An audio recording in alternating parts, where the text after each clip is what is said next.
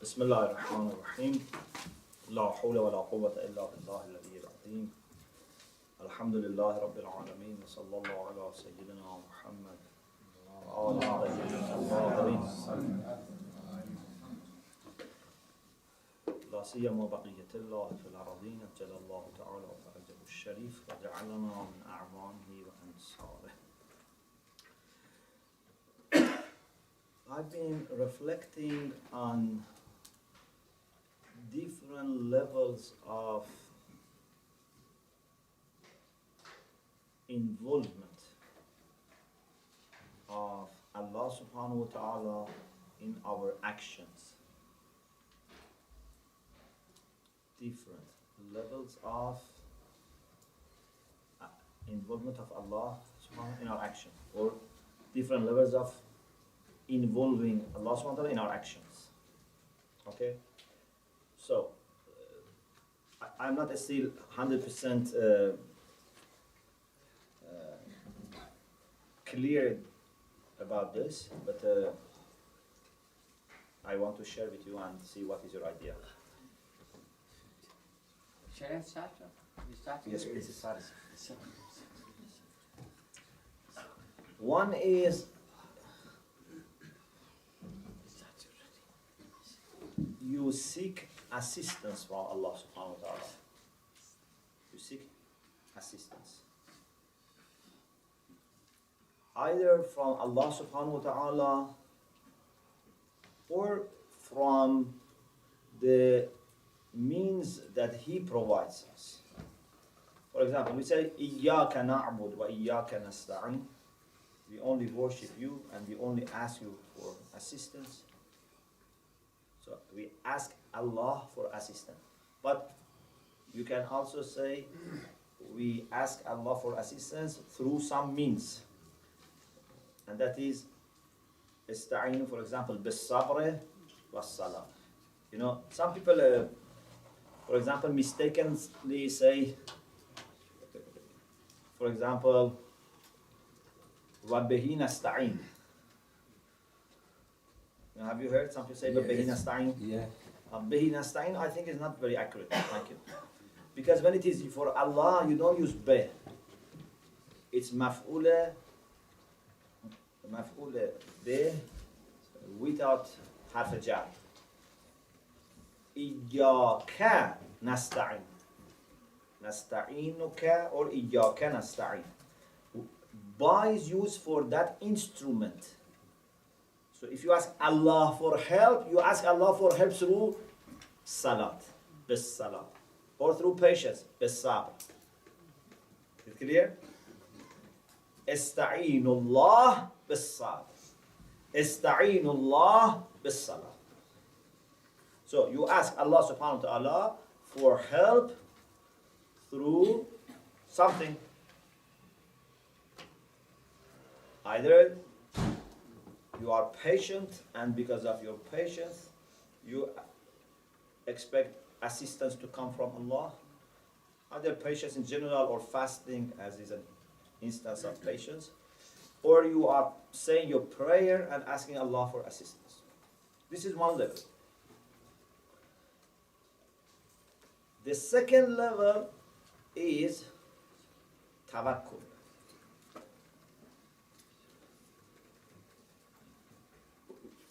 Why Tawakkul is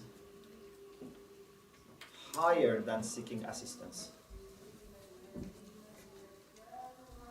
Or you may say, no, I don't agree with you, Sheikh. You make maybe false assumption. So maybe you say no. But I think Tawakkul can be a higher stage than seeking assistance. What is your opinion?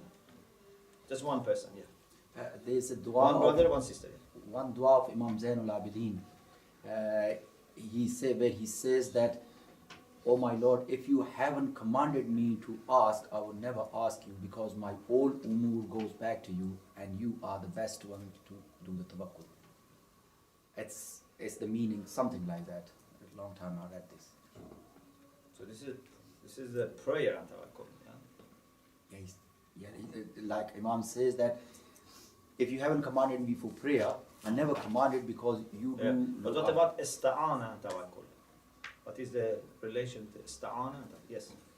I think your prayers, tawakkul is very important because once you start praying, you put your trust in Allah, and your prayers will get answered as much as you believe for it to be answered, and so therefore you're limiting your belief in Allah, whether He's capable of doing it or not.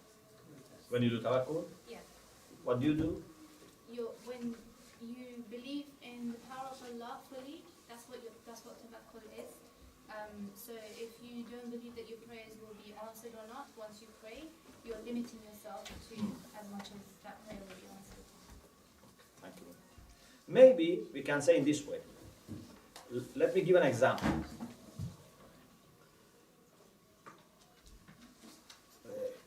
I am doing something. Okay, I'm doing something. For example, I want to carry something heavy from one place to another place. It's strong, it's heavy. So I ask one of you, please help me. What does it mean? It means that I am in charge of this action. I am doing it. I just need you to help me. It means I am fine. I am in control. I am in charge. Just you help me so that I do. Understand? Mm-hmm.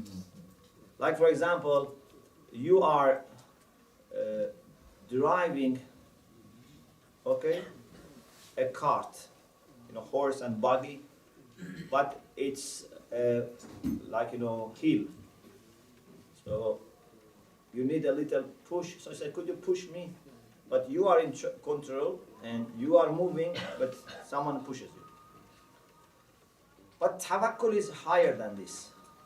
Tawakkul is that you are not just saying, please help me. You have done your best, and you say, okay, the rest of what has remained, I leave it to you. You do it in your own way. Not just do it in the way that I am doing. Do you understand? You want to push me from behind, you want to, pull me, you want to, I don't know, whatever you want, just make sure that we arrive there. Okay, this is tawakkul. Then we have Tafwīḍ, to submit your effort. You say, I have got stuck, I want to climb, for example, this mountain. Okay, I've got stuck, or I'm, taking my cart to this slippery road. I got stuck. Okay, so I don't know how to move forward. It's not that I'm still working and I'm putting my trust in you for the rest. It's not that I just need your help. I say, you just take over and let me know what I can do. So I come out, I say, you take over, like a car that has gone to a, for example, hole, or when there's snow, sometimes one tire is just spinning, and you cannot bring it out. So sometimes you ask someone to push, sometimes you say, you take over.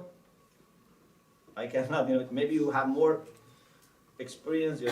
So Tafwīḍ is that you ask Allah to take over.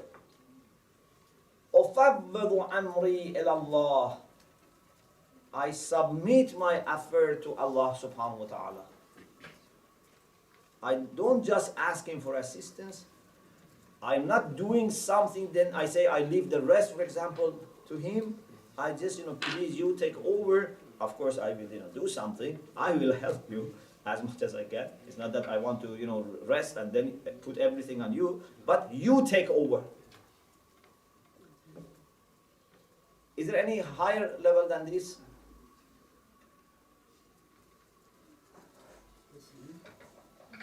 Pardon? Islam. What does it mean? Taslim, that you leave everything to Allah subhanahu wa ta'ala. So what is the difference between Tafwīḍ and Taslim? Taslim is, oh Allah, whatever you do with me, things which looks bad for me. No, you want to do something. You want to achieve something. So Tafwīḍ means you submit to Allah, delegate it to Allah, and say, you take over. So then what is higher than this? شيخنا, I think قال له ربه أسلم إبراهيم عليه السلام. Okay. It is no longer I want something and please you take over, let us get to this destination.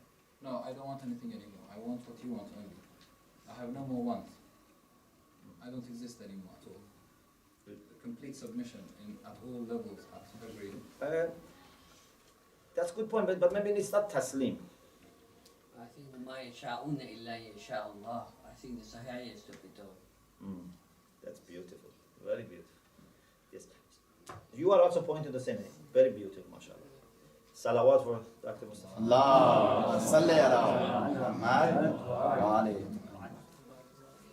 The fourth is that you say, who am I to have any affair so that I ask Allah for help, or I put my trust in Him, or I delegate it to Him? وَفَقْبُضُ amri, I don't have any amr. Just, it's Allah subhanahu wa ta'ala, and I am at His service.